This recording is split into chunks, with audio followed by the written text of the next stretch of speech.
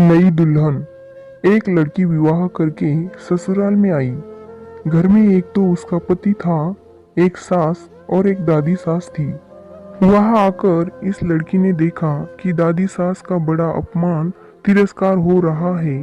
छोटी सास उसको ठोकर मार देती है, गाली देती है। यह देखकर उस लड़की को बड़ा बुरा लगा और दया भी आई। उसने विचार किया कि अगर मैं सास से कहूँ कि आप अपनी सास का तिरस्कार मत किया करो, तो वह कहेगी कि कल की छोकरी आकर मेरे को उपदेश देती है, गुरु बनती है। अंततः उसने अपनी सास से कुछ नहीं कहा। उसने एक उपाय सोचा। वह रोज काम धंधा करके दादी सास के पास जाकर बैठ जाती है और उसके पैर दबाती। जब वह वहाँ ज्यादा बैठने लगी तो यह सास को बर्दाश्त नहीं हुआ। एक दिन सास ने उससे पूछा कि बहू वहाँ क्यों जा बैठी। लड़की ने कहा कि बोलो, काम बताओ। सास बोली कि काम क्या बताऊं, तू वहाँ क्यों जा बैठी। लड़की बोली कि मेरे पिताजी ने कहा था कि जवान लड़कों के साथ तो कभी बैठना ही नहीं, जवान लड़कियों के साथ भी कभी बैठना मत। जो घर में बड़े बूढ़े हो उनके पास बैठना, उनसे शिक्षा लेना हमारे घर में सबसे बड़ी यही है। और किसके पास बैठे।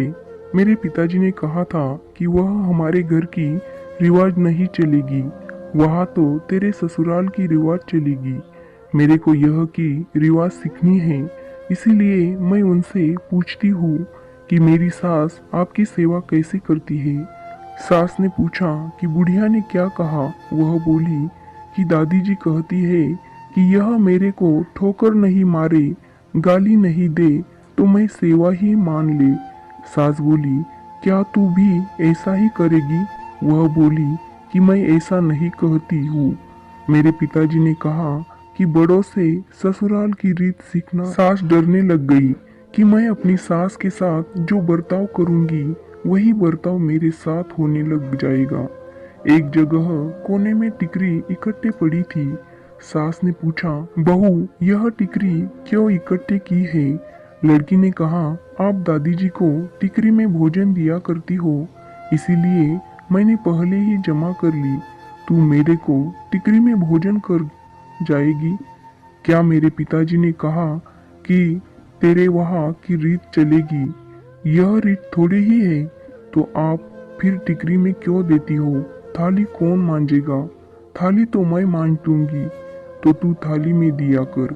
टिकरी उठाकर बाहर फेंक। अब बूढ़ी माँ जी को थाली में भोजन मिलने लगा। सबको भोजन देने के बाद जो बाकी बचे वह खिचड़ी कंकड़ वाली दाल माँ जी को दी जाती है।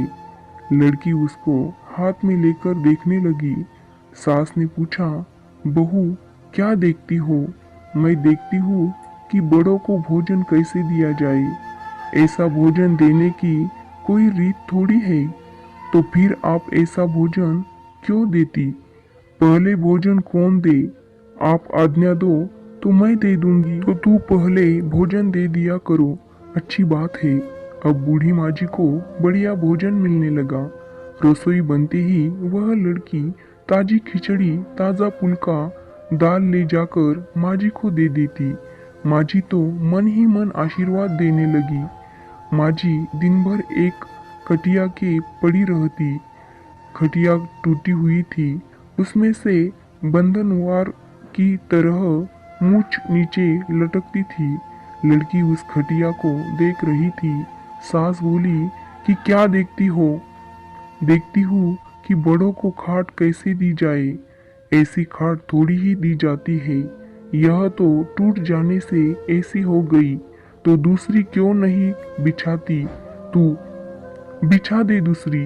आप आज्ञा दो तो दूसरी खाट बिछा दो। अब माँ जी के लिए निवार की खाट बिछा दी गई। एक दिन कपड़े धोते समय वह लड़की माँ जी की कपड़े देखने लगी। कपड़े छलनी हो रखे थे। सास ने पूछा कि क्या देखती हो। देखती हूँ कि बूढ़ों को कपड़ा कैसे दिया जाए। फिर वही बात, कपड़ा ऐसा थोड़ी दिया जाता है, यह तो पुराना होने पर ऐसा हो जाता है। फिर वही कपड़ा रहने दे, क्या तू बदल दे। अब लड़की ने माँ जी का कपड़ा, चादर, बिछाना आदि सब बदल दिया। उसकी चतुराई से बूढ़ी माँ जी का जीवन सुधर गया। अगर वह लड़की सास को खाली उपदेश देती तो वह उसकी बात नहीं मानती। बातों का असर नहीं पड़ता, आचरण का असर पड़ता है। लड़कियां ऐसे ही बुद्धिमानी से सेवा करे और सबको राजी रखे।